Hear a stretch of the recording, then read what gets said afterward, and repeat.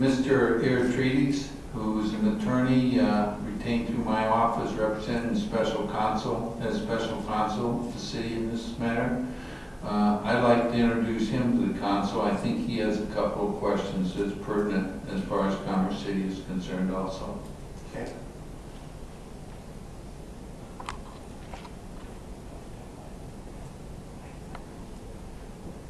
Good evening, sir. Good evening. It's a pleasure to be here. My name is Maki Iritrides. I'm with an outside law firm, and we've helped the city on a number of different projects. And I have a whole host of questions, but I think for tonight, obviously, I'm just going to try to focus on a couple of that I was curious about. One is that in the draft EIS, there's a statement in there that says the vehicle miles traveled per day will be less with the realignment options than with the current alignment options. And I guess that didn't make sense to me, and I didn't understand how you could be at least adding miles to get to the same points, but yet the vehicle miles traveled would be less with the realignment. Intuitively, it doesn't make sense, like, what? Check the traffic folks. I don't know if they have good reasons. Okay. What was the answer? I don't know the answer, sorry. I don't know the answer to that. Intuitively, it seems like vehicle miles traveled would be greater with the realignment. Yeah, pretty much. But I think it spits straight out of the traffic model, so I'd have to talk to the traffic modeler and have him try to explain how that could be to me, because I don't know the answer. That does go along with what Mr. McInerney had questioned earlier also. Same thing.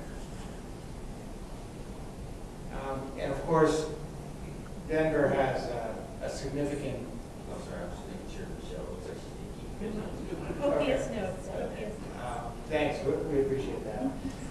And of course, vehicle miles translate to air pollution and emissions, and the Denver area has a significant air pollution problem, and EPA has just changed the ozone criteria, and I just heard the head of the health department, who is responsible for air quality in the region, say that he doesn't know how they're going to meet the new standard on time, and they're having a whale of a problem doing that. And again, if we're adding more vehicle miles, and to me it just seems logical that there will be more emissions. I was struck by the analysis in the EIS that said, which again didn't make sense to me, but the analysis was there will be less pollution with the new highway because the cars in the future will be lower emitting vehicles anyway. And to me, I believe that's a true statement, but to me, that kind of is comparing the apple to the orange and not the apple to the apple. And I think it's how many emissions with the realignment versus what are the emissions with the current alignment, because both alignments will have new cars in 20 to 30 years, and you could say, yeah, there'll be less air pollution, but I think it's one version of the alternatives versus the other that really needs to be the comparison. So I think the comparison is not what should be made, because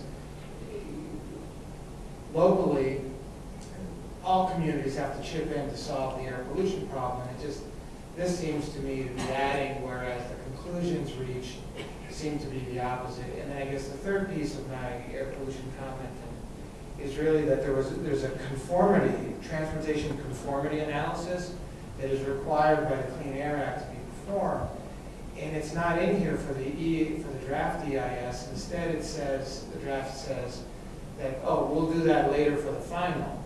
But I think to have meaningful public comment at this stage, that kind of conformity analysis really ought to be done at this stage so that we as the public can have more meaningful substantive comment so that you can get to the selection of the alternative in a more thoughtful and appropriate way, not kind of afterwards. It seems like not the cart before the horse, but we seem to have it a little bit backwards. So those are just some air quality comments that I had. If you had any response on that, I'd appreciate it. But actually, on the last one, I would definitely put that in as a comment, because I'm not an environmental expert.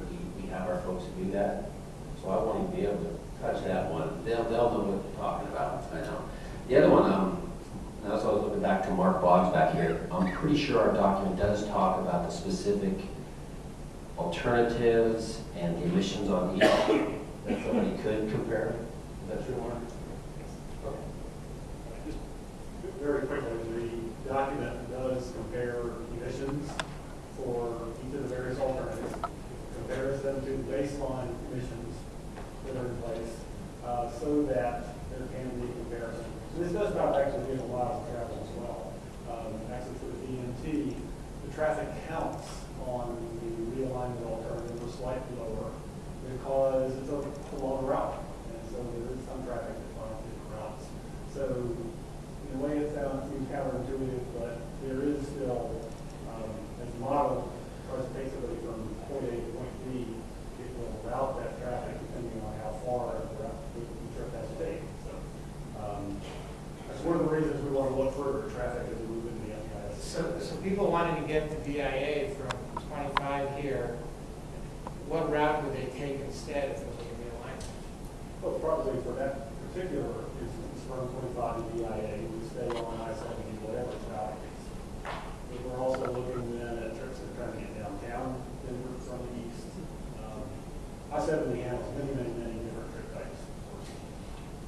And trips going from two different places. Okay, so your general thought is the realignment will result in less traffic on I-70 in this segment here.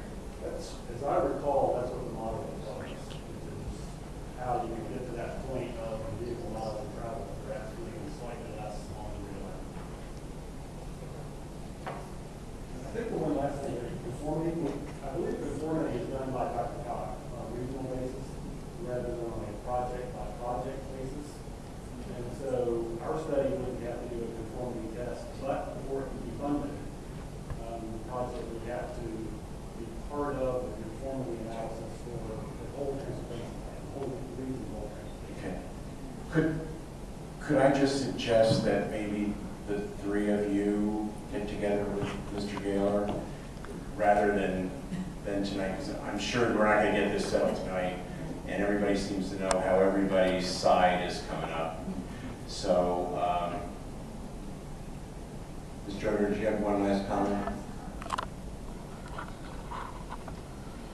I just don't know how that you expect the people to make good public comment when some of these things are, like, we have to have more information about what this is going to look like, exactly how long that is, all about the, I mean, I don't know how you expect, just the questions that were asked tonight are simple. I mean, they're at the very bottom of where we're going to get. I mean, at the very top of where we're going to get. That's not even at the bottom. I don't know how you expect people to make good comment. We have all these citizens that want to say something, but then when you ask, okay, what is this impact? Well, we won't know until after we pick. I'm sorry, this doesn't make any sense to me. Well, the majority of the impacts are detailed in the document. But not to them personally. Oh, to the individual commenting, you mean? Yes. Like, what is this property? What is that property? Just the questions that we asked tonight. Just what you guys were talking about, just right now. I'm just saying that I think that, for me, it's obvious that you are, it appears that you're very in favor of bringing this here. And I'll say that's not true. And the way that might come across is when you guys ask me pointed questions, how on earth could you guys consider that? I give you the reasons, and it sounds like I'm arguing for it. Now, Denver sometimes thinks I've already determined I'm going to leave I-70 where it's at. And then I take the Commerce City side and say, well, here's why we're considering that. So we have no predisposition, trust me. I personally don't, the team doesn't. But when I'm here, and you guys are saying don't realign, I give you the reasons why it's still on the table, and it sounds like I'm pushing for it, and I'm really not. Okay. And I think we understand. I'm sure the same thing happens when you go to some of the other cities. Everybody in that particular area takes it kind of personal, and I think that's what's happening tonight. But Mr. Flannery, we are hopeful that conversations will continue and that this will come out so that it benefits everyone.